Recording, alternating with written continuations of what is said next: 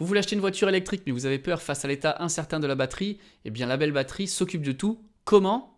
Réponse dans cette vidéo. Je suis avec Guillaume de la Belle Batterie. J'espère que tout se passe bien au salon. Tout se passe très bien, il fait beau, il y a un peu de vent, mais il y a des gens sympas. Alors, est-ce que tu peux nous parler de cette entreprise et de cette solution que vous proposez? Déjà, la startup s'appelle Batteries for People et commercialise le service Label Batterie.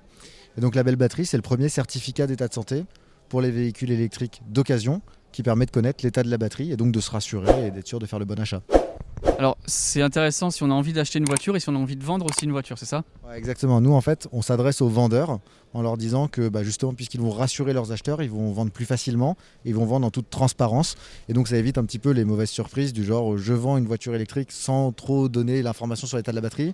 Mon acheteur part avec et 2 semaines plus tard se rend compte qu'elle a beaucoup moins d'autonomie que prévu et revient vers nous en disant attendez, je comprends pas, qu'est-ce qui se passe, la batterie n'est pas en bon état. La solution, c'est la Belle Batterie pour éviter ça. Alors, comment ça fonctionne concrètement? C'est assez simple. En fait, il suffit d'acheter en ligne son certificat batterie sur notre site internet. Et donc, vous allez d'abord recevoir un kit, le kit Label Batterie, qui contient un boîtier qui se branche sur la prise diagnostique de votre voiture électrique. Donc, c'est une prise universelle. Il y a un petit tutoriel qui vous dit comment ça se passe et comment faire. Et ensuite, vous téléchargez une application mobile. Vous synchronisez votre voiture avec l'application. Vous lancez le diagnostic. Nous, on collecte tous les indicateurs dont on a besoin et on génère le certificat. Tu en as un là pour nous faire voir comment ça fonctionne, à quoi ça ressemble exactement? Alors ça, c'est le résultat final.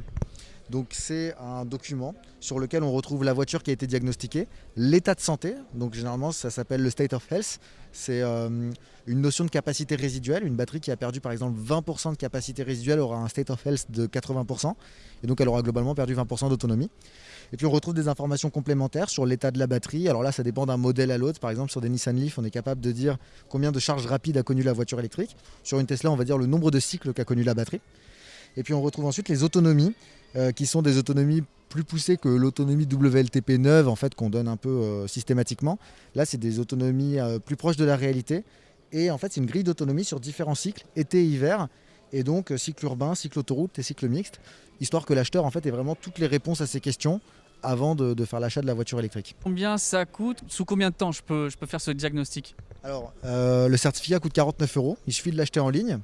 Donc on reçoit par la poste un kit dans lequel il y a un boîtier, un tutoriel et une enveloppe retour pour ensuite renvoyer le boîtier par la poste. Ensuite, il suffit de brancher le boîtier sur la prise diagnostic, on télécharge l'application, le diagnostic prend 2 minutes.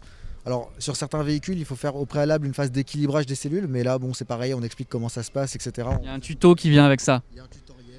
On risque pas de se tromper dans la manip et avoir un truc qui donne 10% à l'arrivée. C'est ça. Au pire, l'application, elle vous guide aussi en vous disant oula, attention, vous n'avez pas fait ça comme ça, faites-le comme ça. Donc on vous accompagne vraiment. Et donc une fois que c'est fait, on renvoie le boîtier par la poste. Et nous, dès que le boîtier est renvoyé, on vous envoie en version papier et en version numérique le certificat batterie. Aujourd'hui, qu'est-ce que ça vaut de niveau légal, ça? C'est juste à titre informatif?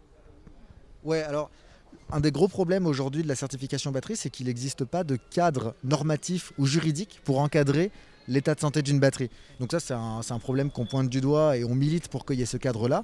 En attendant, nous, ce qu'on fait à notre niveau, c'est d'apporter un maximum de transparence sur l'état de la batterie. Et ce qui est important de préciser, c'est que nous, l'état de batterie qu'on restitue, c'est celui qui est calculé par l'ordinateur de bord de la voiture. Donc en fait, c'est cet état de santé qui fait foi pour les garanties batterie, par exemple. Donc quand on vous dit vous avez 83% d'état de santé, c'est l'évaluation qui a été faite par l'ordinateur et donc par les algorithmes du constructeur. Et donc on s'aligne là-dessus. Là, on a une Zoé, c'est faisable sur la Zoé. L'info que j'aurais là, ça serait la même que j'aurais si je demandais à Renault de le plugger sur leur mallette. Complètement. C'est exactement la même information. Si vous faites le diagnostic dans les mêmes jours, quoi. Après, si vous faites 2 mois d'écart entre les deux, ça peut avoir changé.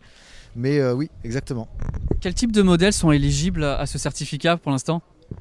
Alors aujourd'hui, on fait tous les véhicules électriques de première génération, donc ça va être tout ce qui va être Zoé, Leaf, BMW i3. On commence à faire des véhicules un peu plus récents, donc Iniro, Kona, les Tesla Model 3, qu'on travaille comme ça véhicule par véhicule pour s'assurer que les informations qu'on met dans le certificat sont toujours les plus pertinentes pour les acheteurs, donc qui est bien l'état de santé, que l'état de santé soit stable et de la valeur. Il ne s'agit pas que ce soit un état de santé qui varie selon la température ou des choses comme ça. Donc on s'assure de tout ça avant de créer notre certificat. Et puis après, on va aussi enquêter pour savoir s'il y a d'autres informations qui peuvent avoir de la valeur. Comme sur la Leaf, on disait tout à l'heure, le taux de charge rapide. Ok, merci beaucoup.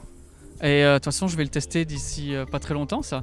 Je vais pouvoir le tester sur la Zoé de Julie, ainsi que sur les Niro de mes parents. Donc on en reparlera sur la chaîne. Merci beaucoup.